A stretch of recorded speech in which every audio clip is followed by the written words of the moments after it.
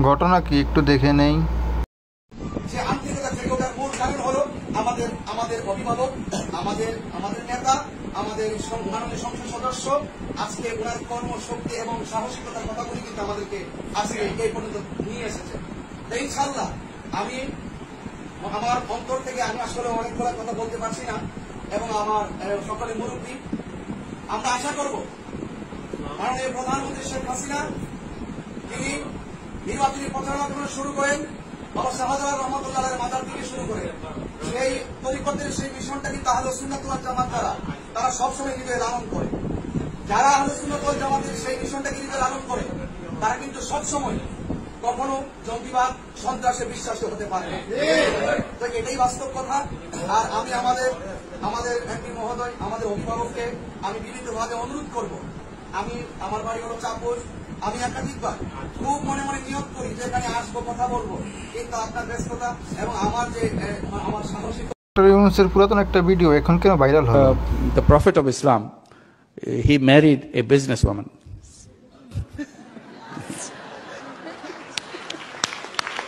No, not only he married a businesswoman, first he worked under her. She took a job. She took a job under her. Later, he married her. I said, if you want to be a good Muslim, you have to follow the footsteps of the great Prophet. And you have to marry a businesswoman. And if you can't find one, come to us. We have plenty of them.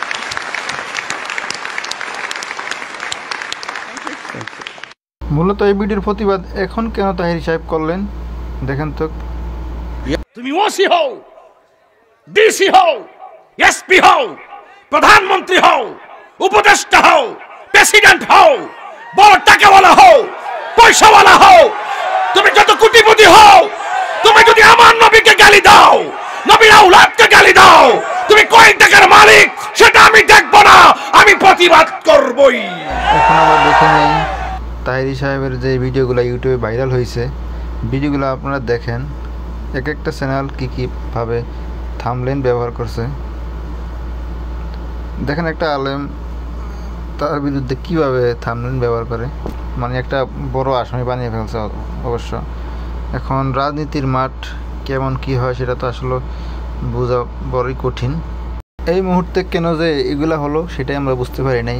একভাবে police বলতেছে, আরেকভাবে media বলতেছে। এখন সত্যি মিথ্যা এগুলো আসলে জানা বহুত কষ্ট। যে ভিডিওটা দেখলে মোটামুটি আপনার একটা আইডিয়া হবে আসলে কোন জায়গার ঘটনা কোন জায়গায় চলে যাইতেছে, এটা কি চক্রান্ত কোন জায়গা থেকে হইতেছে, এটা আপনার হয়তো ভালোভাবে দেখলে বুঝতে পারবেন আসলে বিষয়টা কি, কোন জায়গায় গিয়ে বিষয়টা দাঁড়িয়ে গেছে। সবাইকে একটু আসলে চোখ কান খোলা রেখেই চলতে হবে, কথা বলতে হবে, আবেগে চললে হবে না। মাহফিলের মধ্যে গিয়ে নাচানাচি করে আজকে দেখলাম সেই গিয়াসউদ্দিন তাহিরির বিরুদ্ধে মামলা করা হয়েছে, তার বিরুদ্ধে মামলা হয়েছে। এই গিয়াসউদ্দিন তাহিরিকে আমরা দেখেছি মাহফিলে বসেন জিকির করতে, নাচানাচি করতে, আবার মাহফিলের মধ্যে গিয়ে ডায়লগ দিয়েছে যে চা খাবেন ঢেলে দেই। এই যুবকেরা কথা কও না কা? মাহফিলের মধ্যে এমন কিছু কার্যকলাপ তিনি করেছে যেগুলো ওয়াজের ময়দানে আলেমদের জন্য শোভা। আমরা গত 6 মাস আগে দেখেছিলাম বাংলাদেশের একজন প্রখ্যাত ইসলামিক স্কলার শাইখ আহমদুল্লাহ হুজুরের বিরুদ্ধে তিনি লেগেছিল, তাকে 24 ঘন্টার মধ্যে মামলার হুমকি দিয়েছিল, তার বিরুদ্ধে দাঁড়িয়েছিল। অথচ স্বৈরাচারের বিরুদ্ধে এদেরকে আমরা একদিনও কথা বলতে দেখিনি। বরং ছাত্ররা যখন আন্দোলন করেছিল এই গিয়াসউদ্দিন তাহিরি ছাত্রদের বিরুদ্ধে পোস্ট করেছিল, ছাত্রদের বিরুদ্ধে দাঁড়িয়েছিল। তাই আমি কি কাউকে গালি দিয়েছি? আর আমি তাহির হুজুর প্রশাসন বান্ধব মানুষ। মুফতি গিয়াসউদ্দিন আত তাহিরি বরাবরের মতো আবারও বিতর্কে জড়ালেন ইসলামী এই বক্তা। ভক্তদের মাঝে জনপ্রিয় হলেও যার কর্মকাণ্ড ও বক্তব্য নিয়ে বিতর্কের নেই কোনো শেষ। এবার পুলিশের চোখে ফাঁকি দিয়ে পালানোর নাটকীয় ঘটনায় আবারও উঠে এসেছেন শিরোনামে। একদম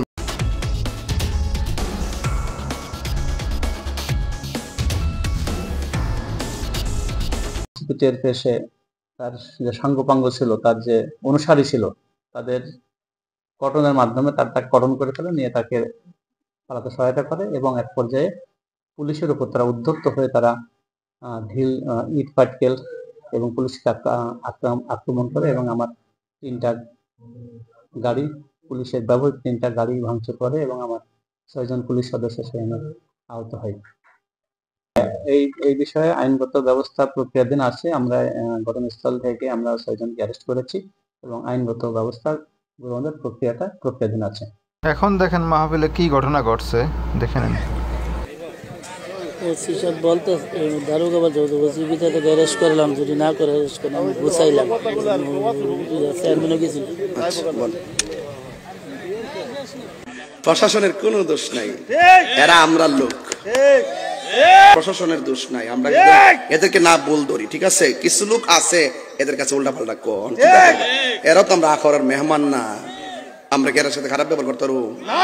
ওনার আমাদের এলাকাতে মেহমান, ওনার সম্মানী ব্যক্তি, ঠিক না? ও বাজান কিছু সমাজের লোক আছে উল্টা পাল্টা যায় কয় আর কি, এই জন্য ওনারা একটু ইয়া করে আর কি। যাক, অসুবিধা নাই, আল্লাহ পাক। আর আমি তাহির হুজুর প্রশাসন বান্ধব মানুষ, সারা দেশের প্রশাসন জানে, কথা কন, ঠিক না? এরপরও মাঝে মাঝে একটু কষ্ট দিলে হয়তো মনে হন যেত না, কারণ এটা আমরা পরিস্থিতির শিকার, কথা কন, ঠিক না বেডি? এই কথা কন না বাবা। কোন স্লোগান? স্লোগানের কেউ ডরা নাই? আরে পাগলা, মারহাবা জোরে কর, নারায়ে তাকবীর, মারহাবা কর, নারায়ে রিসালাত। এই যে এই লোকটারে ফাললাম না, বয়তাম মাঝখানে খালি থাকবে, কেমন দেখা যায় না এই জিনিসটা?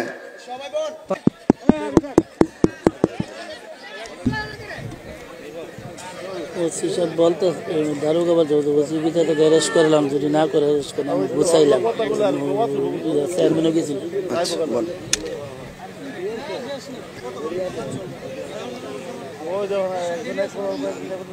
আসেন দাঁড়িয়ে নবীরে সালাম দে, ইয়া নবী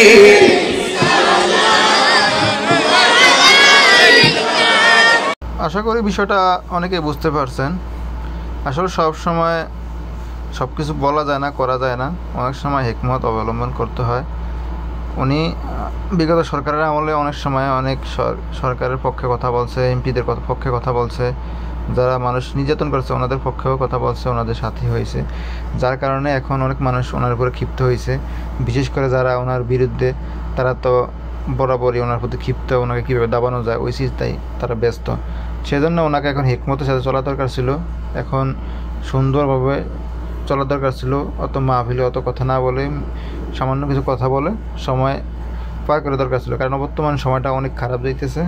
এই সময়টা উনি একটু সংযতভাবে চলা উচিত ছিল, যার কারণে অনেকটাই সমস্যা বেড়ে গেছে। এখন যারা সুন্নিয়ত ভাই আছেন ওনারে বুঝিয়ে বলবেন, বুঝিয়ে বললে ওনাকে শান্ত থাকার কথা বলবেন, কারণ এখন পরিস্থিতি ভালো না। যখন পরিস্থিতি ভালো হবে তখন ঠিকই উনি আবার কথা বলতে পারবে, সমস্যা নেই। যেখানে বাইতুল মুকাররম মসজিদের ইমাম সাহেব পলাতক, উনি সরকারের পক্ষে কথা বলতে সাফাই গাইছে, যার কারণে উনি পলাতক। তো উনি তো এর সাথে বাইতুল মুকাররম মসজিদের ইমামের সাথেও অনেক বড় কিছু হয় নাই। তো এটা বুঝতে হবে, বুঝে শুনে কাজ করতে হবে।